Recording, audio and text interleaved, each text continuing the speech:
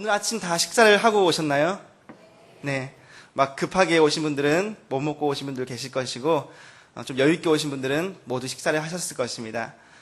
제가 이 시간 왜 아침부터 밥을 먹으셨는지 물어보는지 궁금하실 것입니다. 제가 신혼초 때 있었던 일입니다. 학교를 다니던 때라, 그때는 대학원을 왔다 갔다 하는 때라 아침 일찍 밥을 먹고 가야 되는데 못 먹어서 사과 하나를 들고 급하게 먹으면서 학교에 갔습니다. 그 학교에 쉬는 시간에는 학생들을 위해서 작은 쉼터가 있는데 그곳에는 빵과 잼과 그리고 커피 음료수가 이렇게 준비가 되어 있습니다. 그래서 쉬는 시간에 맛있게 또 간식을 먹게 되었습니다. 점심 12시가 되었을 때 밥을 먹으려는데 그렇게 배고프지가 않아서 그냥 참고 있다가 낮에 집에 돌아오게 되었습니다. 한 4시 정도 됐을 때 집에 돌아오니 저의 아내가 맛있는 라면을 먹으려고 끓이고 있었습니다. 근데 그때 제가 정말 해서는 안 될 말을 해버리고 말았습니다. 그것은 바로 한 젓가락만 주라. 네, 한 젓가락만 주라. 라면 먹는 사람에게 정말 해서는 안 될 말인데 저는 아내에게 한 젓가락만 주라고 불쌍한 표정으로 해서 겨우 얻어먹고 남은 국물까지 다 제가 먹었습니다. 그리고 함께 바람을 쐬려고 6시 정도에 나가서 저희 아내가 그때는 아이가 없었기 때문에 바람을 쐬며 산책하다가 포장마차에 호떡이 팔길래 아내와 그 호떡을 사서 또 맛있게 먹으면서 산책을 했습니다. 그리고는 저녁 시간이 되었는데 그때 저희 장모님께서 연락이 오셨습니다. 집에 건너와서 맛있는 밥을 준비했으니 먹으라는 것이었습니다. 가보니까 제가 정말 좋아하는 닭볶음탕이 준비가 딱하니 준비되어 있었습니다. 네, 참 맛있게 생겼는데요. 그런데 저는 저녁 시간이 되었는데 아침부터 여러 잡다한 것을 먹다 보니까 입맛이 없었습니다. 장모님이 해주신 것, 정말 하루 중에서 월요일 한 끼, 3끼 중에서 가장 음식다운 음식이었는데 저는 그 음식을 맛있게 먹지 못했다는 것입니다. 이처럼 중요한 것을 우리가 바라보지 못하면 정작 내가 필요하고 내가 원해야 하고 내가 중요한 것을 다가갔을 때 우리는 얻지 못할 수도 있다는 것입니다. 저는 오늘 이 말씀의 사건을 설명하면서 시작하려고 합니다. 오늘 말씀에는 이제 유대를 떠나 갈릴리로 가시게 된 예수님의 모습이 나타납니다. 그런데 그 예수님께서 다른 길도 아니고 사마리아 길을 일부러 택하시고 그 길을 가는 모습을 보이고 있습니다. 그리고 그 가던 중에 수가라는 동네에 이르렀을 때 제자들은 이제 먹을 것을 사기 위해서 마을로 들어갔고 예수님은 마을에 있던 야고의 우물에 앉아 계시는 모습입니다. 그때 때마침 물을 기르러 나왔던 사마리아 여인과 대화하는 장면, 예수님께서 그 여인에게 물을 좀 달라라는 말로 여인과의 대화가 이제 시작됩니다. 그런데 그 여인은 평범한 여인은 아니었던 것 같습니다. 첫 번째로 그녀는 사마리아 사람이었습니다. 일반적인 유대인들은 북쪽에 있는 갈릴리와 그리고 남쪽에 있는 유대 땅을 이렇게 왕래할 때 사마리아 길, 즉 가운데에 있는 사마리아 땅을 지나지 않습니다. 그들은 먼 베레아 땅을 길을 선택하여서 불편함을 감수하면서까지 그 길을 돌아서 왕래합니다. 왜냐하면 유대인들에게 있어서 그 땅은 사마리아인들은 이방인의 피가 섞여 있어서 혼합주의자로 멸시와 천대를 받는 대상이었기 때문이었습니다. 그래서 유대인들은 이 사마리아 지역을 보면서 어떤 마음을 가졌냐면요. 똥이 더러워서 피하지 무서워서 피하냐? 라는 마음의 심정으로 그들을 멀리하였습니다. 그런데 오늘 그 여인은 바로 유대인들이 싫어하는 사마리아 여인이었다는 것입니다. 두 번째는 부정한 여인이었습니다. 오늘 예수님께서 그 여인에게 너의 남편을 내게 불러오라 라고 말씀하십니다. 그런데 그 여인에게는 그 말이 너무나도 부끄럽고 그리고 그 여인에게 있어서는 드러내고 싶지 않은 수치스러운 것이었습니다. 어떠한 연유로 그 여인은 5차례나 남편을 바뀌었고 게다가 지금 현재 또 다른 사람과 남편이라고 말할 수 없는 남자와 살고 있는 상황이었습니다. 그래도 여전히 이 여인은 이 힘든 세상을 살아가기 위해서, 버티기 위해서 그 목마름이 하나님이 아닌 다른 것을 의지하면서 살아가고 있는 상황이었습니다. 세 번째는 외로운 여인이었습니다. 올해 여름이 정말 더웠죠. 네, 오늘이 이 여름이 이제 꺾이는 그 기준이 되는 날이라고 합니다. 더울 때는 일반적으로 12시부터 보통 3시까지는 우리가 외부 활동을 자제하라라고 말합니다. 왜냐하면 너무나도 덥기 때문입니다. 그래서 우리나라는 특히 보통 새벽에 답을 말해버렸네요. 물을 들어갈 때 어디로 몇 시에 가죠? 네, 앞서 말한 것처럼 새벽에 일찍 물을 기르러 갑니다. 그런데 이 말씀을 보면 특이한 것이 이른 아침이 아니라 낮 12시, 우리나라보다 더 더운 나라 40도에서 50도가 육박하는 그 더운 시간에 이 여인은 물을 기르러 나왔다는 것입니다. 왜 하필 가장 무더운 시간에 물을 기르러 왔을까요? 바로 아침에는 물을 기를 수 없는 상황에 있는 신분을 가졌기 때문입니다. 그리고 다른 여인들과 내가 어울려서 함께 물을 기를 수 없을 만큼 어떠한 약점이 있기 때문에 이 여인은 지금 이 시간에 혼자 외로이 물을 기르러 나왔다는 것입니다. 그렇기 때문에 아무도 찾지 않는 그 시간에 이 여인은 물을 기르러 왔습니다.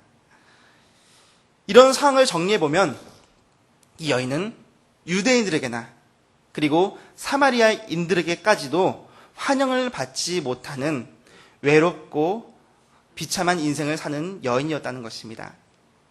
만약에 우리의 삶이 이 여인과 같다면 어떤 마음일까 한번 생각해 보십시오. 정말 모든 것을 포기하고 싶고 그리고 정말 비참하고 죽고 싶을 만큼 처절한 인생이 될 것입니다.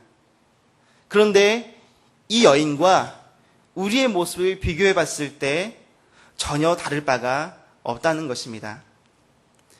우리 삶 속에 있는 크고 작은 상처들, 현세에 처해 있는 힘들고 고달픈 우리의 삶, 누구에게도 위로받지 못하고 혼자서 끙끙 앓고 있는 부모님의 그 심정들, 어머니의, 아버지의 그 마음, 이처럼 세상의 무거운 짐을 진 채로 그 세상 안에 있는 우물가를 찾아 나서는 우리의 모습을 발견하지는 않습니까? 육신이 목마를 수밖에 없는 그러한 상황, 어쩌면 우리들의 살아가는 인생의 진면목이고 갈증이 날 수밖에 없는 이 시대의 세상의 흐름이라는 것입니다. 그래서 마시고 또 마셔도 목마름의 현실 속에서 우리는 오늘도 지금 우리는 살아가고 있습니다. 우리 어린 친구들은 노느라고 바쁘고 그래서 막 갈증이 납니다. 그리고 청소년이 됐을 때는 공부하느라 그리고 친구들과의 관계를 맺으느라 그리고 갈증이 났습니다. 성인이 되었을 때는 직장을 구하기 위해서 그리고 돈을 벌기 위해서 갈증이 났으며 장성하여 가정을 이뤘을 때에도 우리는 늘 갈급함을 버리지 못하고 사는 것 같습니다. 이러한 상황 가운데에서 이 수가성의 여인과 우리들의 그 갈급함의 상황 속에서 외롭고 지쳐버린 우리의 모습이나 동일한 모습이라는 것입니다. 오늘 말씀에 수가성의 이 여인의 사건을 통해서 우리가 지금 우리의 갈급한 영혼에 성령의 은혜가 가득 채워지기를 주님의 이름으로 소망합니다. 우리 옆 사람에게 이렇게 인사하겠습니다. 가득 채우고 돌아가세요. 하겠습니다. 시작.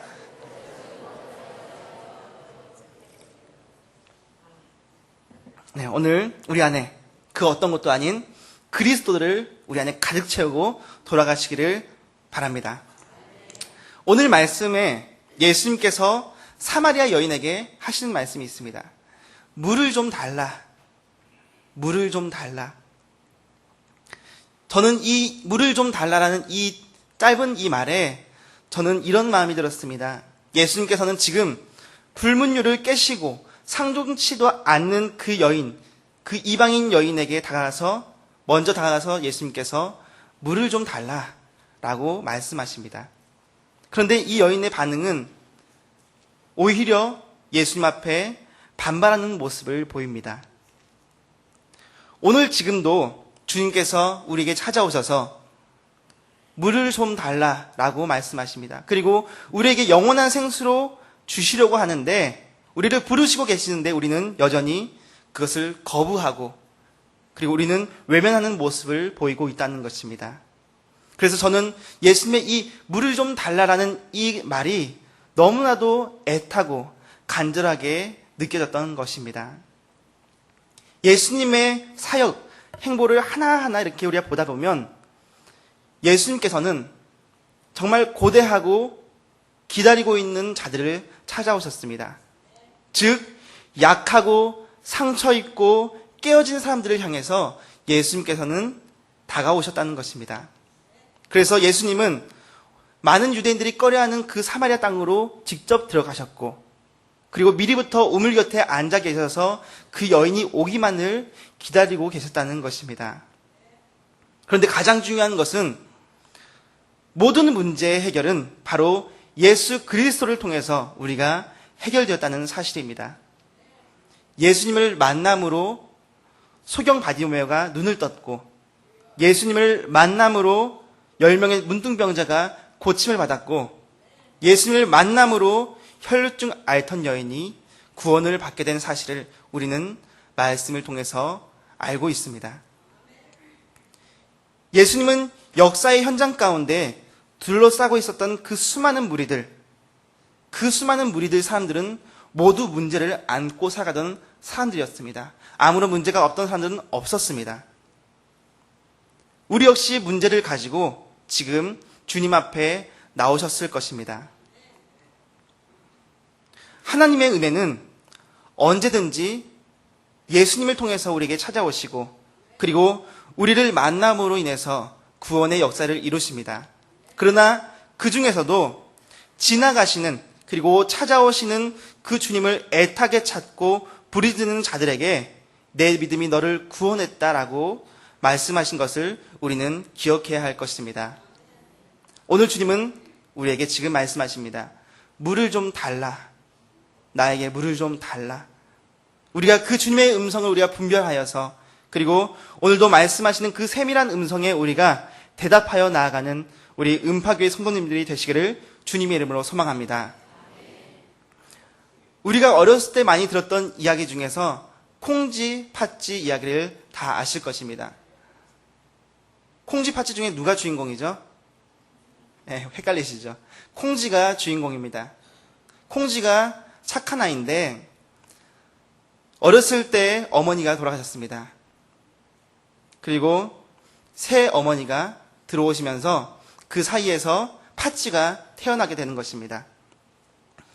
근데 그 원래 있던 콩쥐를 엄마가 구박하고 정말 말도 안 되는 일들과 심부름을 시키는데 그 중에 가장 유명한 사건이 있습니다. 바로 깨어진 항아리에 물을 네가 담아놔라 라고 새엄마는 심부름을 시킵니다. 이 콩쥐는 아무리 부어도 채워지지 않는 그 항아리를 보면서 정말 많은 눈물을 흘리고 있습니다. 그러나 그 깨어진 항아리가 물이 새지 않도록 두꺼비가 와가지고 막아주었을 때 그 항아리 안에 물을 가득 채우게 되는 것을 우리가 그 내용을 알고 있을 것입니다. 수가성의 여인은 마치 깨져버린 항아리 같은 자신에게 자신의 외로움을 사람을 통해서 이 모든 고통을 해소해 보려고 했었고 여러 남자를 만나면서 의지해 보려고 했지만 매번 실패했던 여인이었습니다. 아무리 그곳에 쏟아부어도 되지 않았던 여인이었습니다. 오히려 그녀는 그러한 모습 때문에, 사랑에 대한 갈망 때문에 이웃들과의 관계가 불편하게 되었습니다.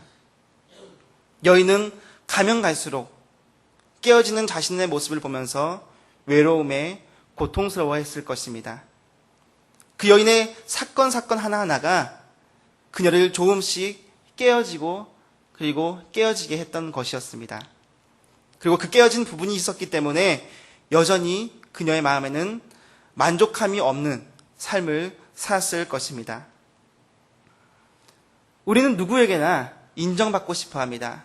우리의 자녀들도 마찬가지로 인정받고 싶어 하고 나를 있는 모습 그대로 받아주는 사람이 있기를 바라는 마음이 있습니다.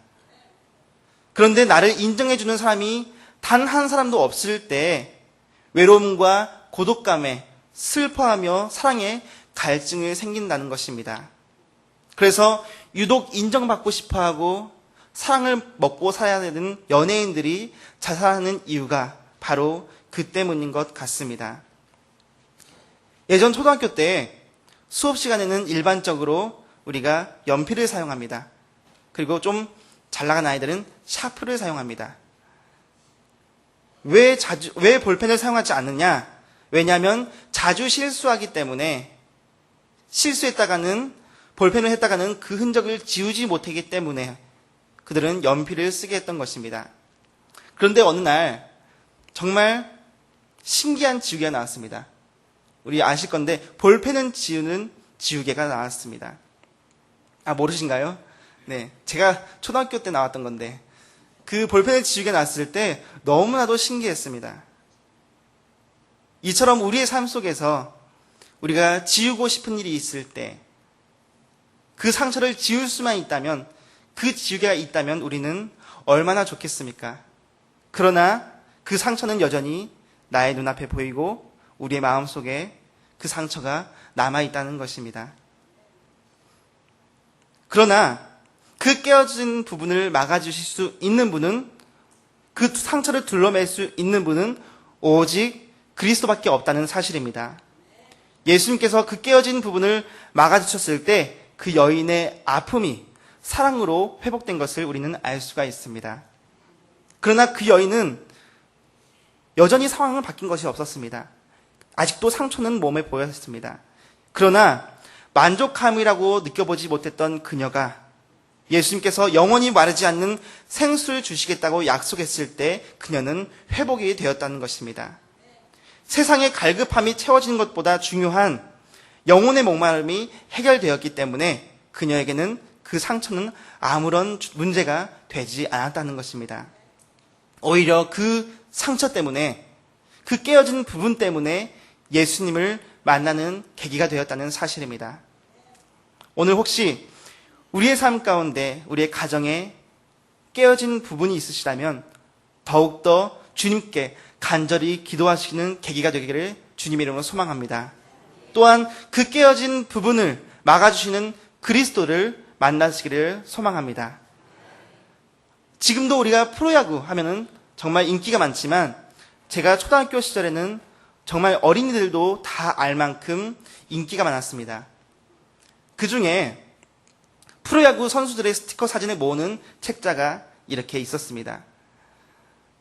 스티커를 모두 모아오면 야구방망이 2개와 그리고 글러브 2개, 야구공 2개를 이렇게 선물을 받습니다. 그렇기 때문에 어린이들은 이 책자의 스티커를 모으기 위해서 너무나도 열심히 열광을 했습니다.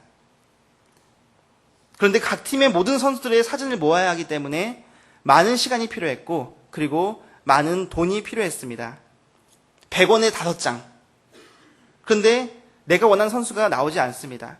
계속 투자해야 합니다. 그 중에 가장 나오지 않았던 선수가 해태의 이종범과 선동열이었습니다. 그래서 아이들 사이에서는 이 두 사람만 뽑히면 우리는 다 모았다라고 할 정도로 인기가 많았습니다. 그래서 저도 정말 이 책자를 모으기 위해서 많은 시간과 저의 용돈을 다 모아서 매일같이 구매해서 겨우겨우 이 스티커 책자를 다 붙이게 되었습니다. 그리고 야구 선물 세트를 딱 받았는데 뒤돌아보니까 차라리 그 스티커를 살 돈으로 야구 선물 세트를 2개나 살 정도로 저는 너무나도 미련한 짓을 했다는 것입니다. 저는 그 스티커를 너무나도 무의미하게 또 허무하게 채워갔다는 사실입니다. 그런데 그 여인 또한 자신의 갈급함을 바로 세상에서 찾고자 했습니다. 이 사마리아 여인은 야곱의 우물이 자신의 삶에 목마르지 않는 생수의 우물인 줄 알고 찾았던 사람이었습니다. 우리 12절 말씀을 함께 보겠습니다. 시작. 우리 조상 야곱이 이 물을 우리에게 주셨고 또 여기서 자기와 자기 아들들과 짐승이 다 마셨는데 당신이 야곱보다 더 크니까. 세상 모든 사람들이 다 여기에서 갈급함을 해결했습니다. 그렇기 때문에 나도 이곳에서 목마름을 해결할 것입니다. 라고 말하는 것입니다. 사람들은 갈증이 생길 때 근본적인 원인을 찾아서 해결해야 되는데 우리는 쉽고 빠르게 해소할 수 있는 방법들을 찾기 때문에 문제가 생기는 것입니다. 빌리 그레함 목사님께서 이런 말을 했습니다. 사탕을 먹은 아이는 위장은 텅 비어 있는데도 당분으로 헛배가 불러서 밥상 앞에서 밥을 외면한다. 이처럼 우리는 세상에 죄악된 쾌락에 빠져서 영적인 것에 대한 식욕이 없다.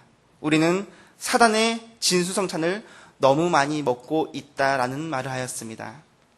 즉 우리가 하나님이 아닌 다른 세상의 방법을 찾기 때문에 오히려 우리는 영적인 갈망에 생긴다는 것입니다.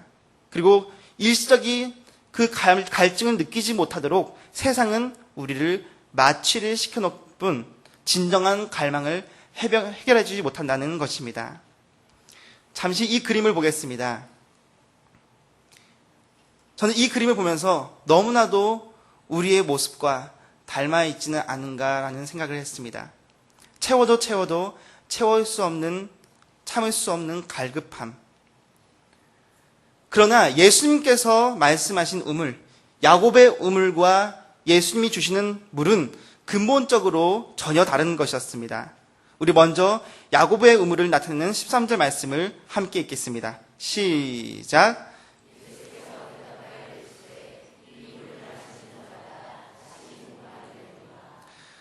야곱의 우물은 잠시 동안 우리는 갈증을 해결할 수가 있었습니다. 하지만 그 물이 떨어지면 다시 우물로 돌아가야 하며 그 물을 마시지 않았을 때에는 목마를 수밖에 없는 상황이었습니다. 물이 아닌 썩어가는 물을 채우려고 하기 때문에 우리에게는 항상 문제가 생기고 그리고 갈급함이 끊이지가 않는다는 것입니다. 그러나 예수님이 주시는 물은 전혀 다른 것이었습니다. 우리 14절 말씀을 함께 읽겠습니다. 시작. 영원히 목마르지 아니하리니 내가 주는 물은 그 속에서 영생하도록 솟아나는 샘물이 되리라. 예수님께서 주시는 그 물은 바로 영생의 물이었습니다. 구원의 물, 성령의 물, 영원히 목마르지 않을 수 있는 영생의 물이었습니다. 예수님께서 주시는 이 물은 니고데모에게 말씀하셨던 말씀 중에 물과 성령으로 거듭나라 하신 말씀처럼 성령이 곧 물이 되고 그 물을 통해서만 우리가 온전한 구원을 얻을 수가 있다는 것입니다. 그렇기 때문에 우리가 변화되고자 한다면 성령의 은혜가 우리 가운데 가득 찼을 때 우리는 놀라운 삶의 변화가 일어난다는 것을 고백하시기를 소망합니다. 현대 그리스도인들은 예수가 아닌 세상적 예수로 만족하려고 합니다. 한국교회 역시 그저 채우려고만 하지 무엇으로 채워야 하는지를 중요하게 생각하지 않는 것 같습니다. 그래서 내가 좋으면 좋고 내가 나쁘면 예수님도 나쁘다는 식의 우리의 신앙이 물들어가고 있는 것은 아닌지 돌아봅니다. 우리의 갈급함의 근본적인 원인을 찾아보면 바로 하나님과의 관계에서 시작되는 것입니다. 그 관계가 깨어졌을 때 우리는 갈급한 것이고 이 관계가 회복되었을 때 우리는 회복의 역사를 맛볼 수가 있다는 것입니다. 이 여인이 모든 문제에서 자유하게 된 것은 그 여인 가운데 그리스도의 복음이 가득 채워졌기 때문이었습니다. 그렇기 때문에 우리는 오늘 바로 그리스도로 우리가 채워야 된다는 것입니다. 우리 인생 안에 그리스도로 가득 채우고 우리의 가정 안에 그리스도로 가득 채워야 합니다. 그리고 음파교회 안에 그리스도로 가득 채워야 할 줄 믿습니다. 그리스도가 우리 안에 가득 채워졌을 때 그 그리스도의 능력과 은혜가 우리를 통해서 나타난다는 것입니다. 오늘도 여전히 깨어진 항아리에 물을 붓고 계시는 분이 있으십니까? 우리가 먼저 우리에게 찾아오시는 그리스도를 만나시기를 소망합니다. 우리의 깨어진 항아리를 막아주시는 그리스도를 만나시기를 소망합니다. 가장 중요한 것은 그 안에 무엇을 채울 것인가? 바로 여러분의 삶 가운데 그리스도로 가득 채우시기를 주님의 이름으로 소망합니다. 우리 함께 기도하겠습니다.